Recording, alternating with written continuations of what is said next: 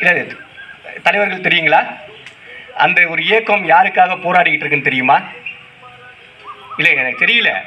இப்போ நண்பர்கள் வந்து என்ன சொல்லியிருப்பாங்க, வாங்க ஏதாச்சும் ஒரு முக்கியமான விஷயமா மகளிர் சுய குழு கொடுக்குறாங்கன்னு கூட கூப்பிட்டு வந்திருக்கலாம். நீங்கள் அதுக்காக கூட உட்காந்துட்டு என்ன வேற எதையும் பேச ஆரம்பிச்சிட்டாங்களேன்னு கூட யோசிச்சிருக்கலாம். அதுக்காக கேட்குறேன்.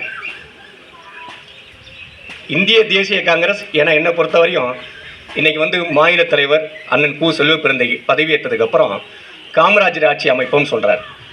எங்களுடைய கூட்டத்திலேயே காமராஜர் ஆட்சி அமைப்போம்னு சொன்னோன்னுமே மிகப்பெரிய சலசலப்பு வருது. அவர் என்ன சொல்கிறாருன்னா, எத்தனை நாள் தான் நம்ம வந்து கூட்டணிக்காக இன்னொருத்தன் கையை ஏந்தி நிற்போம்? நம்ம கூட்டணிகளுக்கு நம்ம வந்து சீட்டு கொடுத்துக்கிட்டு இருந்தோம். இப்போ யாரை நம்பி நம்ம போய் கேட்குறது? எத்தனை நாள் இப்படியே நிற்க முடியும் அப்படின்னு கேட்டார். உடனே பொங்கி எழுந்துட்டாங்க. எங்கன்னு பார்த்தீங்களா? எங்கள் தோழமை கட்சியில் இல்லை, எங்கள் கட்சியில். அது எப்படி நீங்கள் சொல்லலாம்? திமுக இல்லைன்னா நம்ம வந்து டெபாசிட் வாங்கியிருக்க முடியுமா அப்படின்னு கேட்குறாரு ஒருத்தர்.